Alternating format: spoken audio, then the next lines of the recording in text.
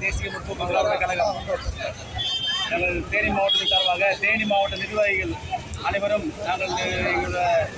நாங்கள் வழங்கும் தெய்வம் கேப்டன் அவர்களுக்கு முதலாம் ஆண்டு குரு பூஜை முன்னிட்டு தேனி மாவட்டத்தின் சார்பாக தேனி மாவட்ட நிர்வாகிகள் அனைத்து நிர்வாகிகளும் நாங்கள் இப்பொழுது 5 நடந்து பயணித்து வந்திருக்கிறோம். இப்பொழுது அன்னதானம் அங்கே நாங்கள் தேனி மாவட்டத்தை அன்னதானம் வழங்கிட்டு இருக்கோம். இது போல வேறுபட்ட சிறப்பாக எங்களுக்கு கேப்டன் ஆலயத்தில் இதுவரை எங்கள் தெய்வத்தை நான் வழங்குவதற்காக அங்கே வாகனத்தில் நாங்கள் ஒரு 5 வாகனத்தை வந்திருக்கோம்.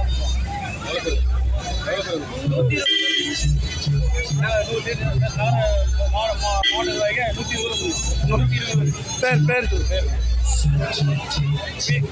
குடியரசன் தலைமைச் செயலர் தேனி மாவட்டம்.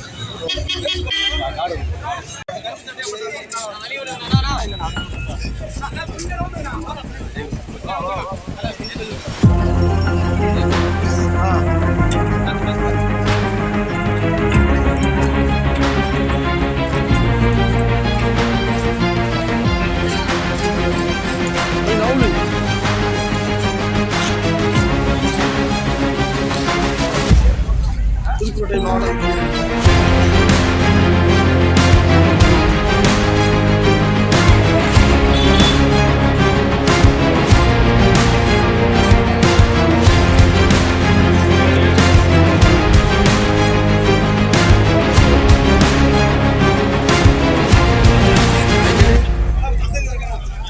பைட் போ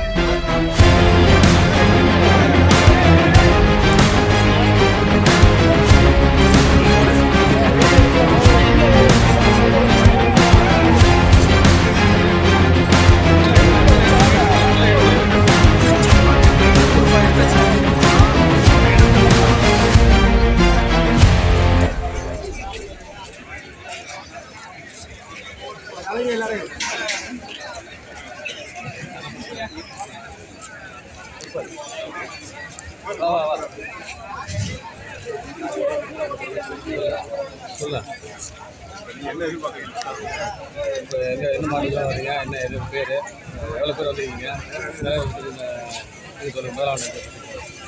வணக்கம். நான் புதுக்கோட்டை தெற்கு மாவட்ட கழகத்தின் செயலாளர் சசிகுமார். புதுக்கோட்டை தெற்கு மாவட்டத்திலிருந்து வேன்களிலே வந்திருக்கின்றோம். வாட்சி செய்துவிட்டு அனைவரும் ஊர்வலமாக சிறிது நேரத்துக்கு முன்பாகத்தான் ஊர்வலமாக கேப்டனுடைய ஆலயத்திற்கு சென்று அவருடைய ஆசையை பெற்று தற்பொழுது மகளிர் அணி 51 நபர்கள் கருப்பு புடவை கட்டி வந்தாங்க. அவங்களுக்காக வெயிட் பண்ணிக்கிட்டு இருக்கோம். வந்தவொடனே மறுபடியும் மீண்டும் எங்கள் தொண்டர்களோடு இந்த புதுக்கோட்டை தெற்கு மாவட்டத்திற்கு 3 தொகுதிக்கு உள்ளடங்கியதான் புதுக்கோட்டை தெற்கு மாவட்டம். அறந்தாங்கி தொகுதி, ஆலங்குடி தொகுதி, திருமயம் தொகுதி.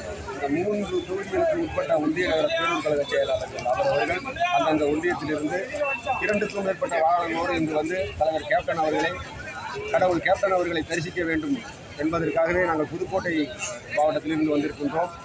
கிட்டத்தட்ட 500க்கும் மேற்பட்ட நபர்கள் வந்து இந்த முதலாம் ஆண்டு குரு பூஜையை சிறப்பாக செய்து கொண்டிருக்கிறார்கள் அந்நியார் அவர்கள். அதற்காக நாங்கள் வந்திருக்கின்றோம்.